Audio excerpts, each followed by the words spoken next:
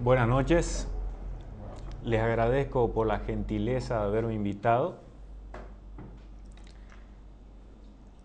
Si bien es cierto que no formo parte de la Nación Camba, celebro que hay espacios en los cuales se pueda reflexionar sobre variados asuntos.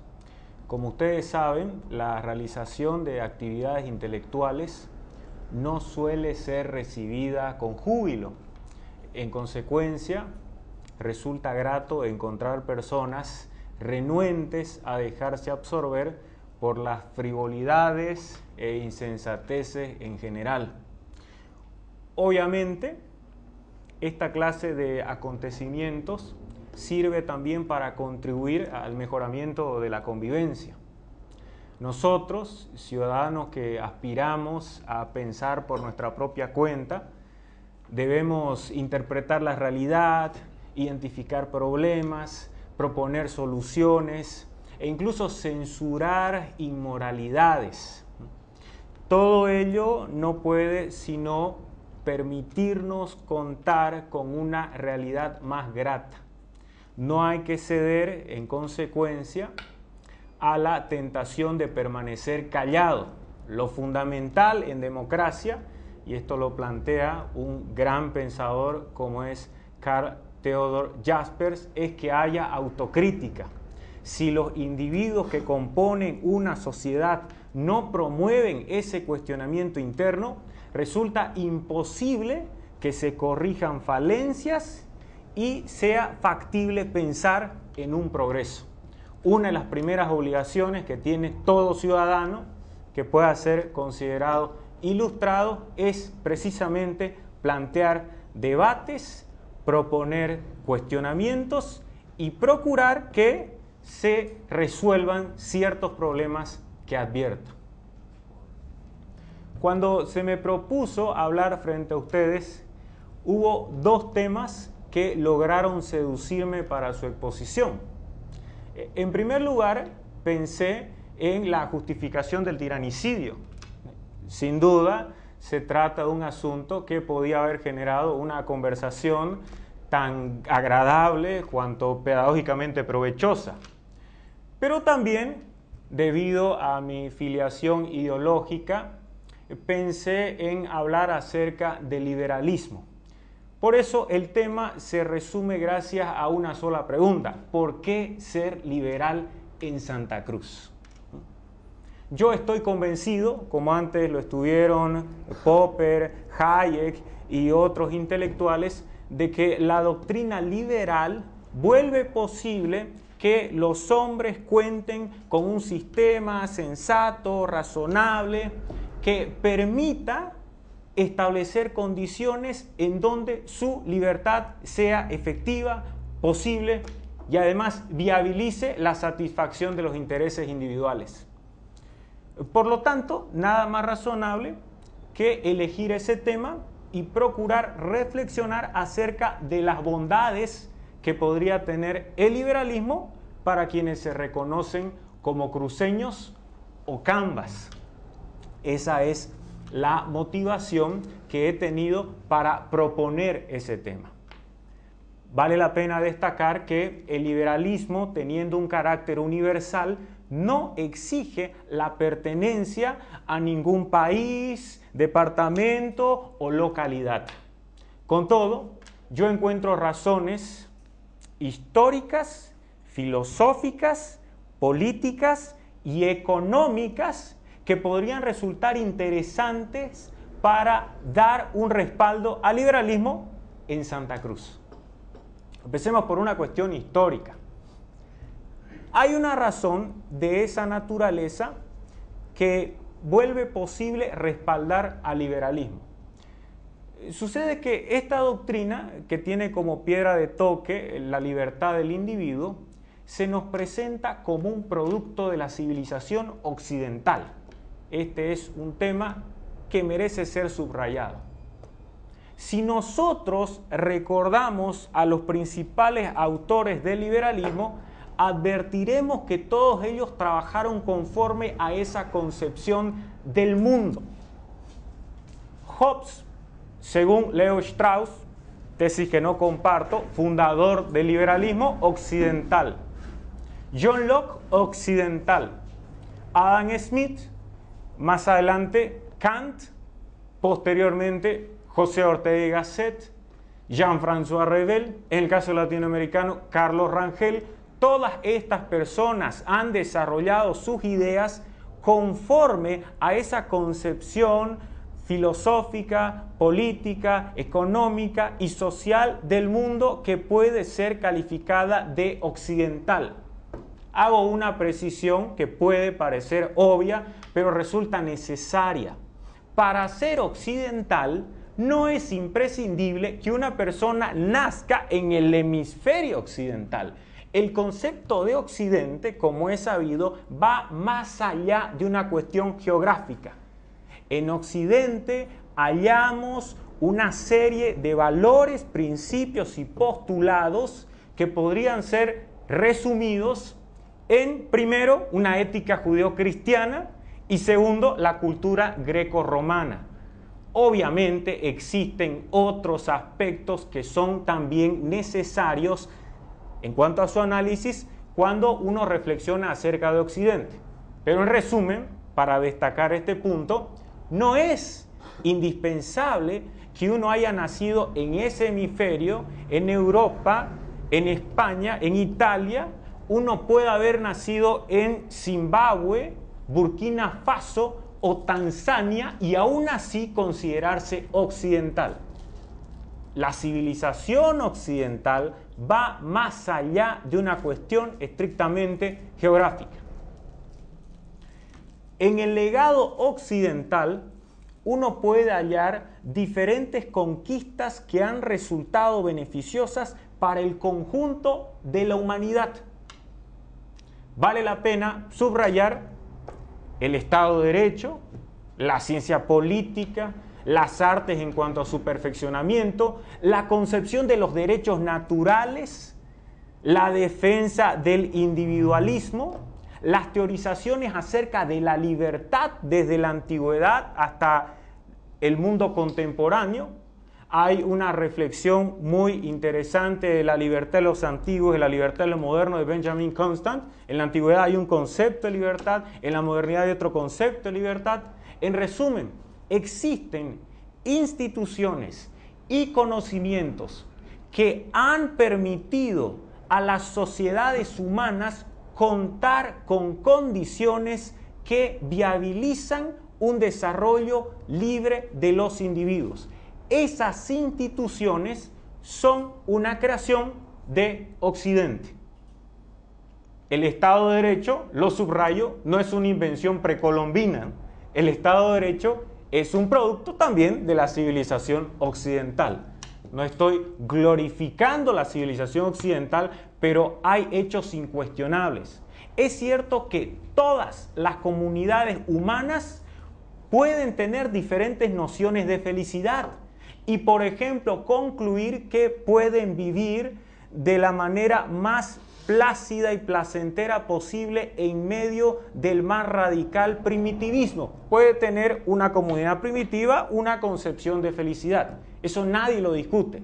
Lo que resulta indeliberable es que las instituciones que nos garantizan las condiciones mínimas actualmente para desarrollarnos de manera civilizada son una creación de Occidente. ¿Por qué destaco todo este legado occidental? Porque resulta que así como el liberalismo es un producto de Occidente, Santa Cruz forma parte de la civilización occidental. Pese a que durante los últimos años se ha tratado sistemáticamente de negar cualquier beneficio de la colonia española, de la conquista, yo encuentro que hay una consecuencia positiva, tal vez la más importante que se puede identificar. Y es el hecho de que gracias a lo que sucedió hace más de 500 años, esta parte del mundo ha sido conectada con Occidente. Hace poco estábamos comentando acerca de libros que criticaban la experiencia sanguinaria del MNR en 1952. Una de esas obras tiene como autor al pensador boliviano Jorge Siles Salinas. Y Jorge Siles Salinas destaca en esa obra que afortunadamente Bolivia, al igual que todas las naciones de América, forma parte del mundo, cultura o civilización occidental.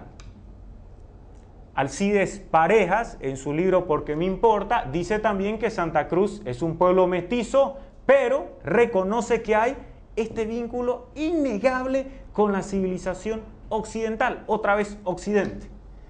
Occidente en cuanto al derecho, Occidente respecto a la ciencia, Occidente en cuanto al perfeccionamiento de las artes, arquitectura, ingeniería, derecho, ciencia en general. La institucionalidad republicana, la democracia liberal. No es posible concebir estas instituciones sin reconocer la importancia de todo lo que se ha hecho en el mundo occidental. ¿Qué sucede en cuanto a Santa Cruz? Hace algunos años, HCF Mansilla reflexionó acerca de lo que sucedía en Santa Cruz y el resto del país. Una de sus conclusiones fue la siguiente: a diferencia de lo que sucede en La Paz y otras regiones del altiplano, se puede advertir que en la sociedad cruceña muchos individuos, lo que yo más quiero destacar es esa tendencia de los individuos, optan por respaldar su pertenencia hacia ese mundo occidental a través de su apuesta por la modernidad. Cuando uno nota que existe el deseo de acceder al mundo moderno, de seguir la línea marcada por otros países exitosos de Occidente, lo que está advirtiendo es que esas personas no rechazan su legado occidental. Al contrario, son individuos que no encuentran ninguna virtud en ese despropósito llamado descolonización. La descolonización que puede generar incontables muestras de apoyo en otras zonas del país, en Bolivia, no provoca ese mismo efecto. Porque reitero, acá existe una decisión absolutamente inequívoca en muchos individuos de apostar por el progreso. Y el progreso, históricamente, se ha concluido que es lo que está marcando una civilización determinada. En este caso, vuelvo a insistir, occidental. Esos conceptos, civilización, barbarie, la famosa reflexión que generó un libro, en el caso de Domingo Faustino Sarmiento.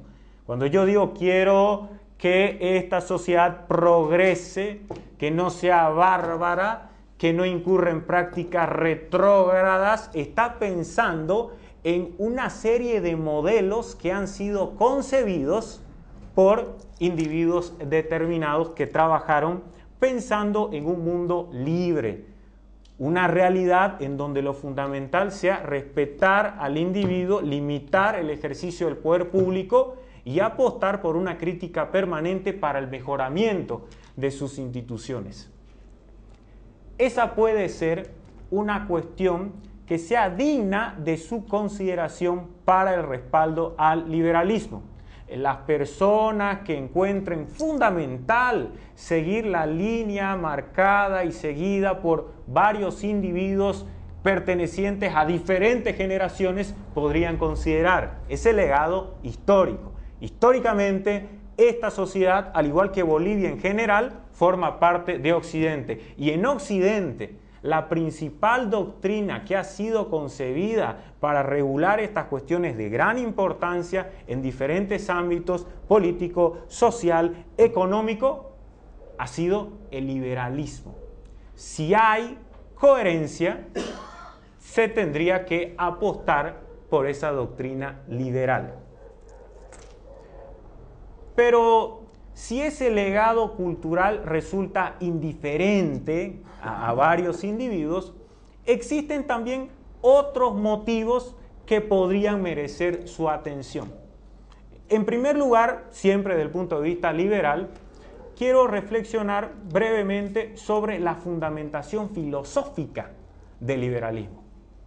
Pasa que, contrariamente a lo sostenido por varias personas, el liberalismo es una doctrina que cuenta con bases políticas, económicas, pero también filosóficas. Hay una serie de autores que han trabajado con el propósito de realzar el valor de la filosofía en esta corriente del pensamiento. Por ejemplo, están los esfuerzos teóricos de John Gray, Ayn Rand y un libro maravilloso de un autor boliviano que se llama Óscar Olmedo Llanos. El título es Ontología Liberal. Lo que han procurado estos intelectuales es destacar que el liberalismo no es igual a economía. El liberalismo tiene una motivación filosófica muy importante. Incluso se sostiene que los fundadores del liberalismo, ante todo, han sido personas que reflexionaron en términos filosóficos. Luego, también se planteó la necesidad de analizar la situación que merecía una consideración económica y se reflexionó también sobre la economía. Mas, en principio, lo subrayo, está el trabajo estrictamente filosófico. En consecuencia, hay una fundamentación filosófica del liberalismo que puede resultar interesante y atractiva para quienes tengan todavía dudas respecto a si respaldar o no a esta creación del Occidente. Según Ayn Rand, una espléndida pensadora del siglo XX, una de sus mayores frases es: recuerda también que la mínima minoría en la tierra es el individuo. Defendía a rajatabla al individuo. Esa era la primera minoría en la tierra. Y Ayn Rand dice, hay 4 pilares fundamentales del liberalismo. Por cierto, no usa la palabra liberalismo, sino capitalismo. ¿Pero por qué? En Estados Unidos, los liberales son los progresistas, como el señor Obama. Obama es progresista y Obama está más cerca de Mao que de Thatcher, ¿no?, quien falleció hoy. Los 4 pilares fundamentales del liberalismo que se relacionan con sendas ramas filosóficas son, primero, en el terreno de la metafísica, dice Ayn Rand, el liberalismo parte del reconocimiento de los requerimientos de la naturaleza del hombre. El liberalismo dice, la naturaleza del hombre tiene ciertos requerimientos y esos requerimientos no pueden ser negados. El liberalismo toma en cuenta la naturaleza del hombre y desde luego debe respetar y procurar satisfacer todos aquellos requerimientos que se presenten en ese ámbito.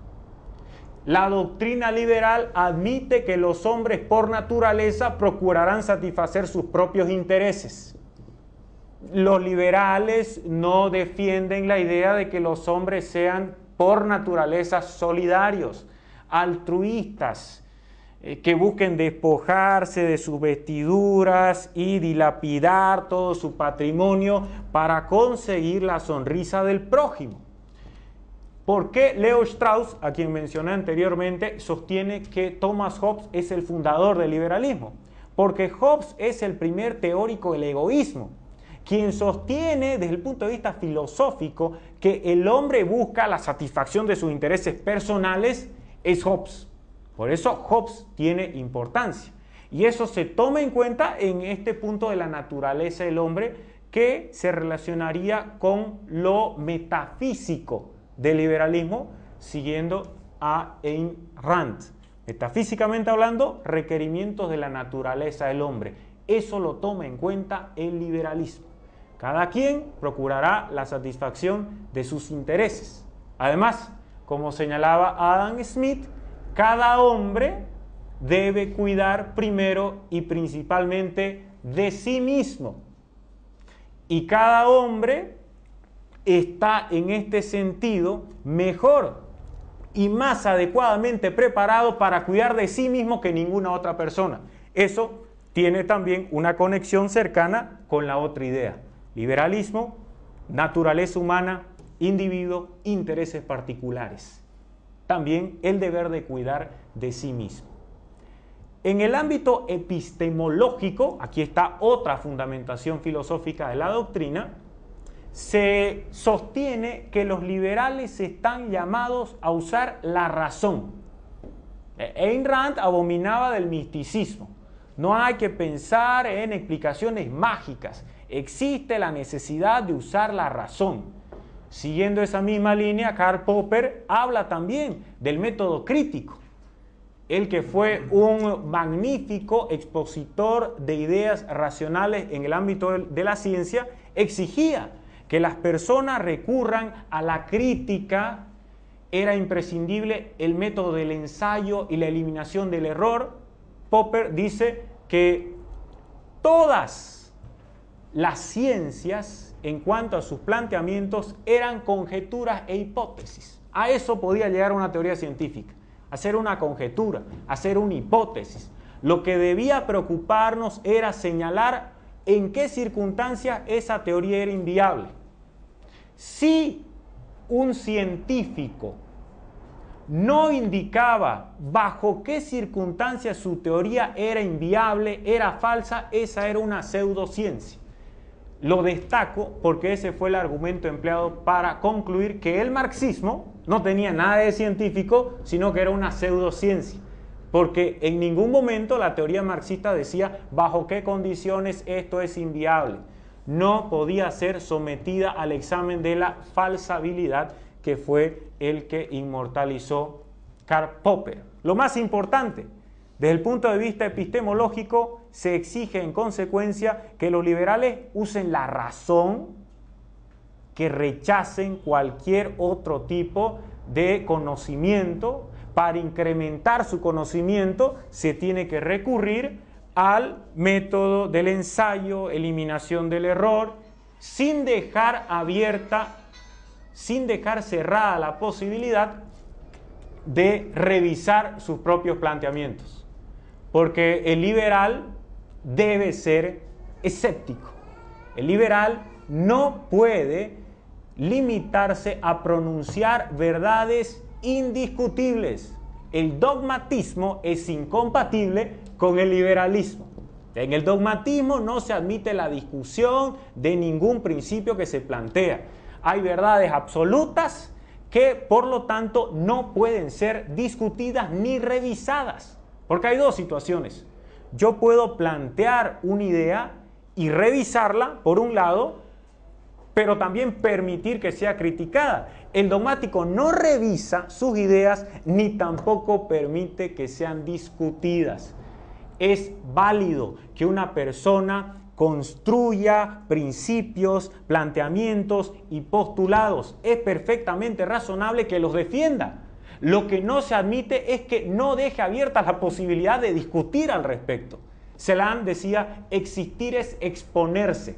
Bien, ¿usted está seguro de que tiene una verdad incuestionable? Sí, perfecto. Debata al respecto, expóngase. Tal vez usted esté privando al mundo de una idea brillante y eso sí que sería egoísta y censurable. Es necesario exponer las ideas, posibilitar el debate, y eso se da cuando se cuenta con este espíritu escéptico que también se relaciona con una cuestión epistemológica. Metafísicamente, epistemológicamente, pero también desde el punto de vista de la filosofía política hay argumentos que son tomados en cuenta por el liberalismo. Y lo más importante en este caso es destacar que toda la organización del Estado parte como base fundamental de la libertad. Esa libertad permitió la creación del Estado. Si ustedes se decantan por el contractualismo o teoría del contrato social, los hombres se reúnen y acuerdan crear el Estado. ¿Cuál es la fuente del poder público? La libertad. Los hombres libremente se asocian y los hombres constituyen en ejercicio de esa misma facultad el Estado. En consecuencia, el Estado parte de ese acto voluntario que los hombres han llevado a cabo. No es un tema menor, ya que si ustedes vulneran la libertad, están incumpliendo un mandato que ha sido conferido por esos individuos al Estado. Estado, proteja mi libertad. Si el Estado no lo hace, esa construcción humana puede ser perfectamente destruida y nadie debería oponerse a que tal suceso se presente. Además, en el campo de la ética, el liberalismo reconoce la existencia de derechos individuales. Si se admite que hay una naturaleza humana, también se acepta que existan derechos del individuo que nadie puede negar. Es bueno resaltar algo. El Estado, esa creación humana perfectible y que también se puede destruir, no crea ningún derecho que favorezca al individuo. Lo que hace es reconocer facultades. No es lo mismo reconocer que crear. El Estado no crea, reconoce. El Estado no va a crear la libertad política que tiene una persona. Lo que hace el Estado es reconocer esa libertad. Pero además, ese Estado no puede negar la existencia de aquellas facultades naturales que se relacionan con algo que es congénito en todos los hombres. La condición humana, solo por el hecho de tener vigencia, ya sirve como justificación de la exigencia del reconocimiento de derechos. ¿Por qué regímenes totalitarios como el castrismo, además de otras experiencias colectivistas de la misma o peor naturaleza, han negado que existan derechos naturales? Porque naturalmente que si yo digo tengo por mi condición humana el derecho a la propiedad privada, el Estado estaría obligado a reconocer ese derecho natural. De lo contrario, el Estado estaría atentando en contra de mi naturaleza humana. Pero naturalmente que no se lo hace. La naturaleza, desde el punto de vista de esos estados, no implica el reconocimiento de los derechos fundamentales. Para el liberalismo eso no es así. En el liberalismo se acepta que hay esa naturaleza y en el liberalismo se admite que hay también derechos que no pueden ser negados por nadie. Derecho a la libertad, derecho a la vida y derecho a la propiedad privada. ¿Por qué John Locke es considerado el fundador del liberalismo? Porque fue John Locke quien asoció la libertad con la propiedad. Si todos los hombres eran libres y dueños de sí mismos, era razonable que esa cualidad se pudiera advertir también en el esfuerzo que hacían los hombres. Si yo soy dueño de mí mismo, soy dueño también de lo que produzca. Yo soy libre de producir, pero si soy libre de producir, esa libertad necesariamente tiene que estar conectada con la propiedad. El primero que asocia los dos conceptos es John Locke. Por eso se lo considera mayoritariamente como el fundador del liberalismo. Se habla también de Kant, pero el que reúne mayor consenso es John Locke. En ese último punto, por lo tanto, advertíamos que también el liberalismo tenía una motivación ética. Están los derechos individuales, cuya importancia no es inferior. Si un gobernante vulnera derechos individuales, los desconoce o los viola manifiestamente, incluso a través de leyes que sean aprobadas por sus respectivas asambleas, ese gobierno puede ser calificado de tiránico y hasta justificar insurrecciones. Está el individuo, los individuos se asocian, crean el Estado tiene la misión de proteger esas facultades fundamentales y establecer condiciones que posibiliten su desenvolvimiento y el Estado incumple esa obligación. Si el Estado incumple, es posible hablar hasta de una insurrección. Lo mínimo que se puede hacer es considerar la idea de una desobediencia civil. Y este es un asunto que ha sido trabajado durante varios años por diversos autores. Hannah Arendt tiene una reflexión acerca de la desobediencia civil, Jürgen Habermas y por supuesto John Rawls. Son algunos autores que hablan de la desobediencia civil. La desobediencia civil debe ser reconocida, por lo menos eso tendría que suceder en cualquier estado mínimamente civilizado. Además de motivaciones históricas, reflexiones filosóficas, existe en lo estrictamente político, no solo filosofía política, sino en lo estrictamente político, conforme a lo planteado por Mariano Grondona, exigencias que hace el liberalismo y que resultan razonables, dignas de apoyo. Ustedes saben que la democracia es un invento griego. Sin embargo, esta forma de gobierno actualmente sigue principios liberales. Uno de los principios liberales que debe observar toda democracia es el respeto a las decisiones mayoritarias. No obstante, es bueno puntualizar que no todas las decisiones mayoritarias deben ser consideradas válidas, incluso democráticas. Porque como explicaba anteriormente, la mínima minoría es el individuo.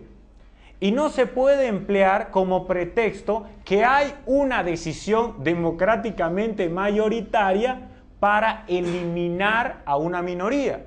Por ejemplo, no se podría organizar un referendo para determinar si hay o no genocidio. Esa decisión, naturalmente, que estaría vulnerando el concepto de la democracia que actualmente tiene vigencia. ¿Por qué se tiene esa idea de la democracia con límites? Porque hay un planteamiento liberal que ha logrado generar consensos al respecto. Ese es un principio liberal que debe ser tomado en cuenta para la democracia. Si ustedes conciben que una democracia no tiene ningún límite, desde luego su postura no es liberal. Pero si ustedes están de acuerdo con que la democracia deba tener límites y respetar esos derechos individuales, los fundamentales para toda convivencia pacífica, será una postura liberal. Además existe el principio liberal de la libertad política.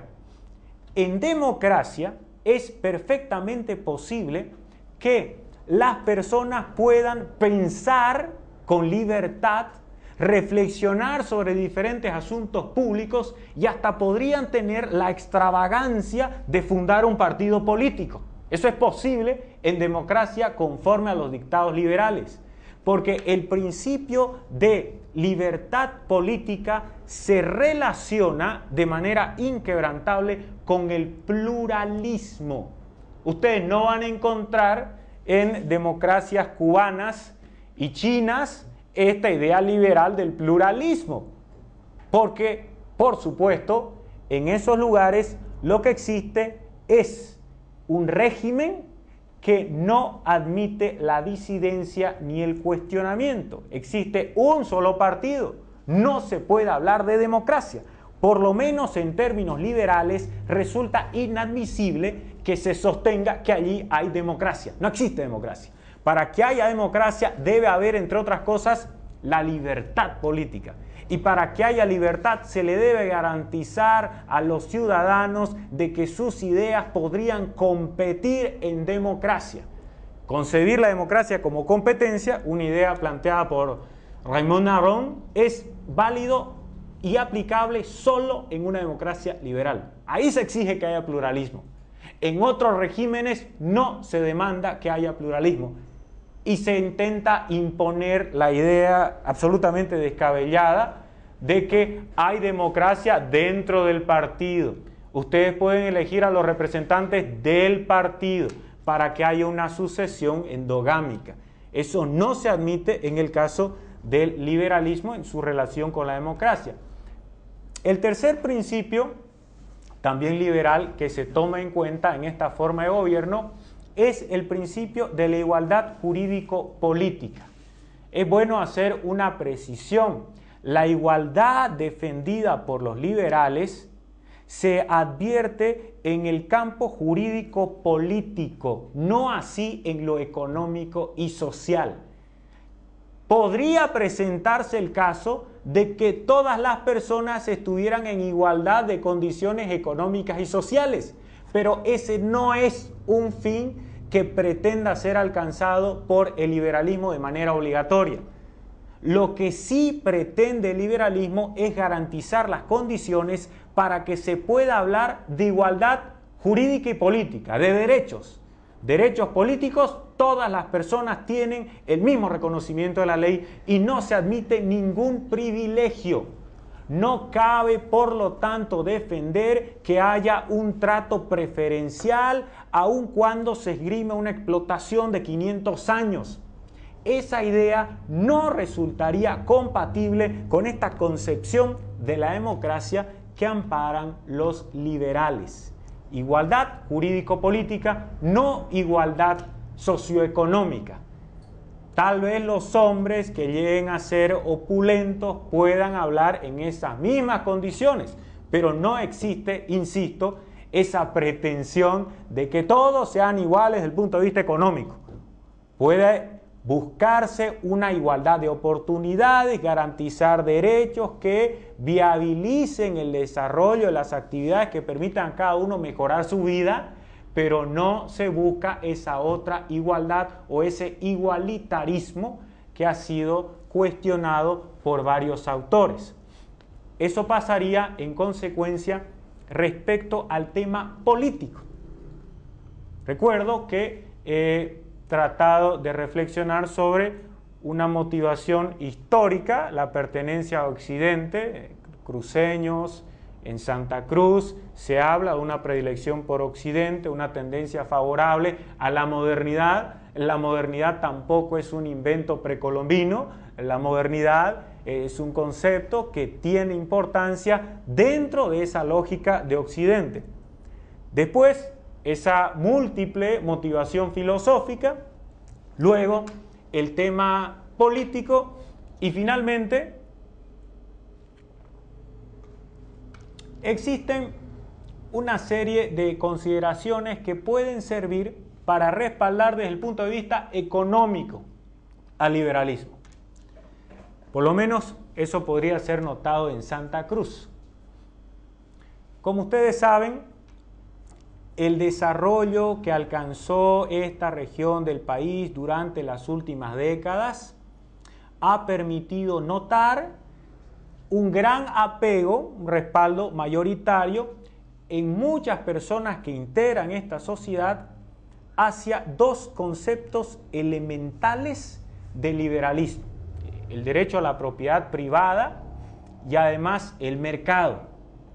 Es cierto que también muchas personas han logrado fortalecer su patrimonio de manera oscura gracias a relaciones un poco censurables con el poder, hay prácticas mercantilistas, pero no se puede negar que varias personas respecto a las cuestiones económicas sienten aprecio y valoran la propiedad privada, así como apuestan por la realización de negocios en el extranjero. Celebran que haya aperturas comerciales, no se oponen generalmente a tratados que establezcan mejores condiciones para los exportadores. Existe un rechazo casi uniforme por el tema de los aranceles. Piden que se libere todo aquello que impide la exportación de bienes y servicios. Y eso lo que hace es dejar ver que existe un respaldo hacia conceptos, insisto, que tienen importancias y han sido forjados por el liberalismo. El hecho de que la estatización, por ejemplo, no genere las mismas excitaciones aquí que lo que sucede en otras partes del país, lo demuestra de manera categórica. Aquí no se ha celebrado históricamente la nacionalización de alguna industria. Lo que ha sucedido principalmente en los últimos años es que se formulan cuestionamientos, se critica el hecho de que el Estado intervenga más en el sector económico, porque ya se tienen experiencias pasadas que permiten y hubiesen permitido también antes sostener que las intervenciones del Estado en el sector económico a través de empresas públicas no pueden sino terminar en un despropósito. Eso es lo que ha sucedido históricamente. Vale la pena resaltar que de todas las empresas creadas durante la presidencia de Juan Evo Morales Ayma en este régimen, no existe ni una sola actualmente que pueda ser considerada rentable. Son experiencias que han sido marcadas desde el comienzo por el fracaso. Pese a ello, se insiste de manera tosuda e irracional en multiplicar las estatalizaciones. Lo que quiero subrayar es que hay esa predilección en muchas personas que se reconocen como cruceñas por ideas liberales en el ámbito económico. Ustedes aprecian la propiedad privada, perfecto, no es un concepto que pueda ser planteado y reivindicado desde la perspectiva colectivista, es una idea liberal. Si ustedes están de acuerdo con realizar lo posible para que la exportación de sus bienes y servicios pueda llegar a cualquier parte e incrementar por esta misma situación sus recursos económicos y continuar multiplicando esos negocios, esa es una actitud liberal. No es una actitud que reciba el beneplácito de experiencias o regímenes que más bien se declaran como antiliberales o contrarias al capitalismo. La estatización, si genera rechazo, es porque existe un aprecio por la propiedad privada.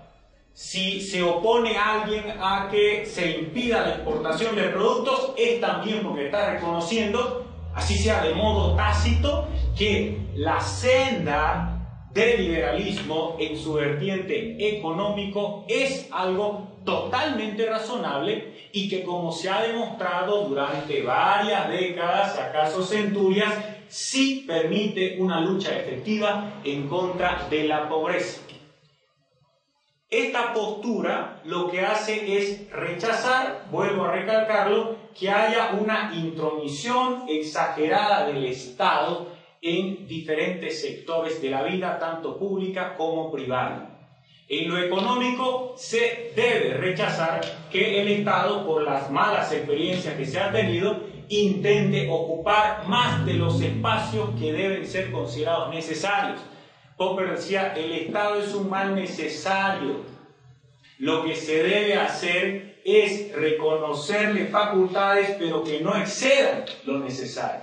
Él hablaba de una navaja liberal, no hay que cortar al Estado, hay que evitar que siga creciendo porque las consecuencias negativas serán sufridas por el conjunto de la sociedad. Eso es válido en diferentes sectores y principalmente en el tema económico. Además, si nosotros defendemos que haya un rechazo permanente y sistemático a esas intromisiones del Estado, estaremos respaldando un deseo que ha sido advertido por grandes intelectuales. Robert Nozick, por ejemplo, planteaba esa idea, pero también el arquitecto Sergio Antelo. Si ustedes revisan su libro Los cruceños y su derecho a libre determinación, él habla de una revolución modernizadora cruceña y uno de sus pilares es que se debe buscar un estado mínimo y un máximo de sociedad.